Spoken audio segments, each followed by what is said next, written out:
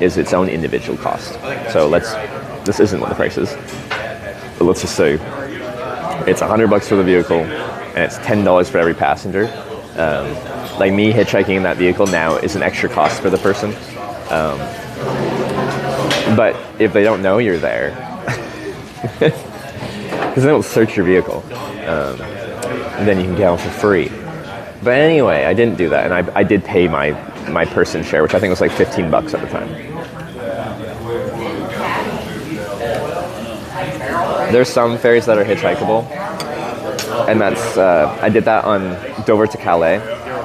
How their payment scheme works is you pay for your vehicle, and it's the same price regardless if there's one person in the car, 2 people, 5 people in the car. It's all the same one vehicle cost. Which means if you stand before a vehicle goes into the ferry lineup with a sign saying you're trying to go to Calais, if someone knows how that payment scheme works, they can just let you into their vehicle. They pay the same price, and now you've gotten a free ride to France for free because it didn't cost them anything extra to bring you.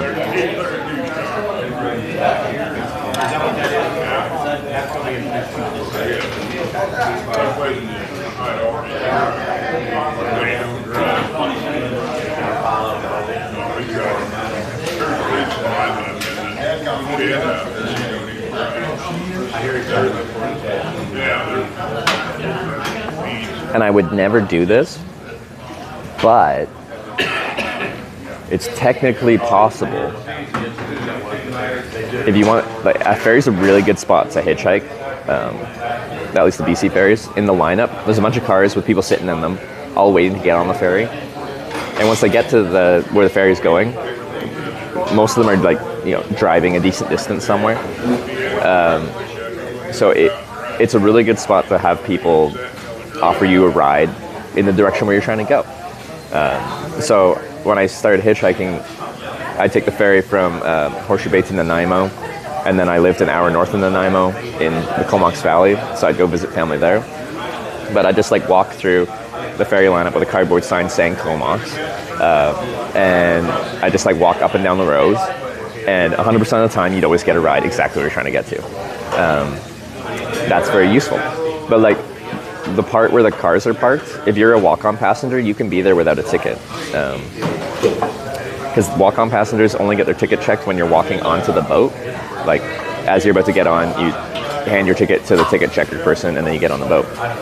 But where the cars are parked, the cars are already assumed to have paid. So if you get into a car, no one checks for your walk-on ticket. So I wouldn't, but I could have walked through this lineup of cars,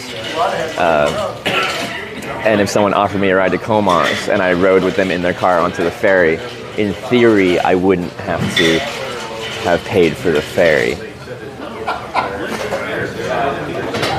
It's all theoretical.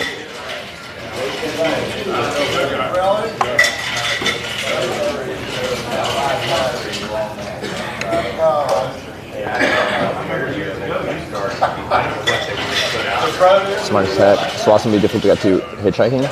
How it would go, if I was trying to get a ride from to Swassen when I was coming from Kelowna, and the person wasn't super luckily going there, you get a ride to anywhere within BC Transit range, or no, Vancouver has its own separate transit, right? TransLink? What's it called? Anyway, get dropped off at a SkyTrain station and just connect your way to the airport. It's going to cost $3 or whatever, but whatever.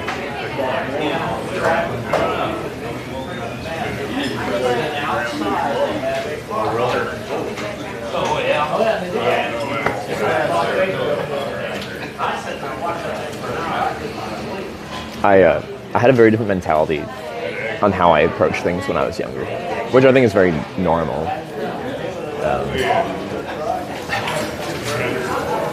I have matured over the years.